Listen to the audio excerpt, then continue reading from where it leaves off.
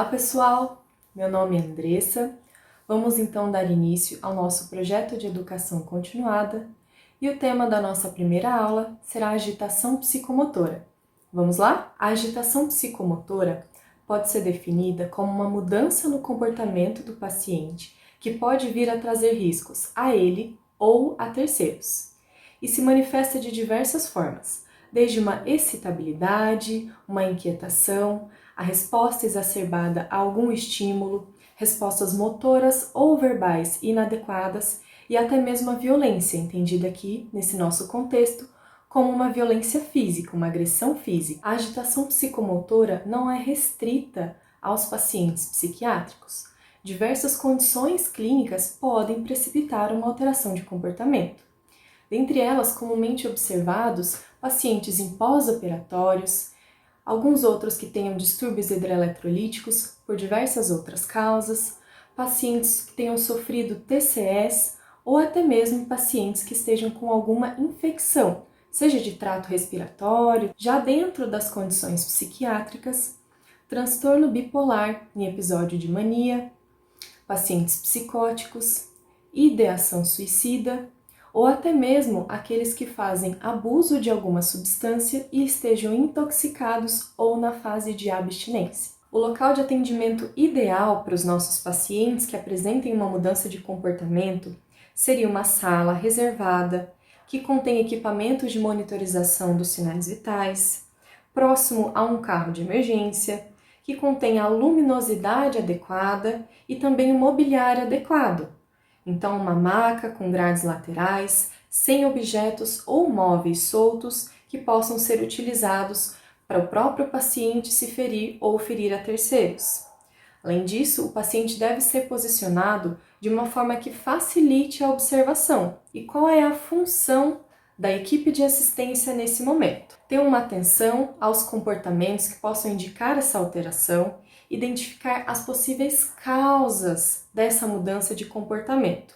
Alguma condição clínica, alguma medicação, algum desentendimento com outros pacientes. Mas quando for realizada a abordagem para conversar com o paciente e entender o que está acontecendo, mais de um integrante da equipe deve estar presente, sempre respeitando o paciente, mantendo uma distância adequada, nunca se posicionar de costas e conversar com esse paciente sempre de uma forma respeitosa, se identificando, dizendo que está ali para ajudar e para entender o que está acontecendo e jamais utilizar uma linguagem provocativa, porque nesses momentos o paciente pode utilizar palavras ofensivas contra a equipe, mas a postura, deve ser mantida até para se manter um bom contato, um bom diálogo com esse paciente. O manejo do paciente varia também de acordo com a apresentação naquele momento.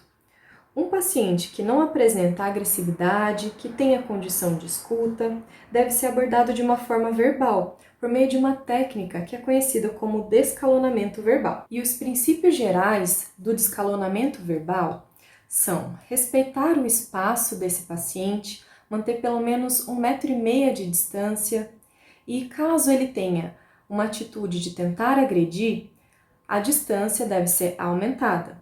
E se ele pedir para que a equipe se afaste, deve ser realizada com as possibilidades ali daquele momento. Jamais utilizar a linguagem provocativa, demonstrar calma, empatia pelo paciente, evitar encarar o paciente ou humilhá-lo, evitar ter a postura com os braços cruzados, que muitos podem identificar isso como uma falta de interesse ou até uma certa agressão. O estabelecimento do contato visual e verbal deve ser feito apenas por um membro da equipe. Os outros devem estar próximos, organizando as próximas condutas caso sejam necessárias, sempre mantendo a educação e diminuindo as preocupações do paciente. Nesse contato, o profissional deve ser conciso, ou seja, utilizar alguma frase ou vocabulário mais simples, se necessário repetir mais de uma vez a informação, principalmente as regras e acordos pré-estabelecidos. Buscar também identificar as necessidades e sentimentos do paciente. Mesmo que o pedido, que a demanda dele naquele momento não possa ser atendida, é importante permitir que ele exponha os seus desejos, perguntar se ele aceita tomar alguma medicação ou entregar algum objeto, ouvir o que esse paciente está dizendo. É extremamente importante, né? Mesmo que dentro de um quadro delirante, onde que o paciente diga não tenha muito sentido para a gente, é necessário demonstrar uma atenção.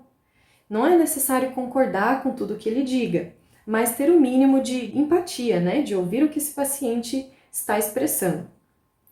Quando necessário, né, discordar desse paciente, utilizar uma técnica do concordar para discordar. Por exemplo, eu entendo que você está ouvindo essas vozes, que elas ordenam que você faça isso, mas não é algo bom para você nem para as outras pessoas, você pode se machucar, sempre tentando não discordar do paciente. Estabelecer também as regras e definir limites claros a esse paciente. Não deixar que um comportamento agressivo seja entendido como tolerado. E informar que a intenção da equipe é protegê-lo. Diante de algum passo mais grave, né, oferecer as escolhas que esse paciente tem, mas jamais prometer algo que não se pode cumprir. Dar a chance para ele também tomar decisões conjuntos, como, por exemplo, tomar a medicação de forma voluntária. E sempre instruir o paciente e a equipe, né? Após a intervenção, discutir e buscar melhores abordagens para ocasiões futuras. E aqui temos então a imagem de uma colega um tanto quanto aflita e preocupada, né? E se esse paciente não for colaborativo a essa fase de intervenção verbal? Então, nesses casos em que o paciente esteja agressivo, é necessário realizar então uma abordagem diferente. A tranquilização rápida por meio de medicações e a contenção física ou mecânica devem ser então executadas. A contenção mecânica ou física só está indicada quando houver uma falha na abordagem não invasiva e o paciente ainda ofertar riscos a ele ou a terceiros. Tais procedimentos devem ser utilizados sempre dentro dos princípios éticos, nunca utilizados como uma forma de violência ou humilhação ao paciente. Esses procedimentos oferecem um risco à equipe e também ao paciente, portanto, os equipamentos adequados devem ser empregados. Além disso, tais medidas deverão ser mantidas pelo menor tempo possível. A resolução do COFEN, número 427 de 2012, normatiza os procedimentos de enfermagem relacionados à contenção mecânica ou física dos pacientes e trata então que o procedimento deve ser acompanhado por um profissional de enfermagem que deverá avaliar esse paciente, identificar possíveis complicações para evitar que elas ocorram. Quando o paciente encontra-se agitado e não colaborativo, precisando ser empregada alguma técnica de contenção, o primeiro passo é abordar o paciente para levá-lo à sala de emergência e então posicioná-lo na maca. Nessa etapa, a equipe é responsável por restringir o paciente utilizando apenas o contato físico. Nessa fase são necessários 5 profissionais, um para cada membro e outro para o tórax e cabeça. Eles devem agir em conjunto para guiar o paciente à maca. Todos devem estar com as mãos adequadamente higienizadas, calçando luvas de procedimento, vestindo jalecos e não utilizar adornos.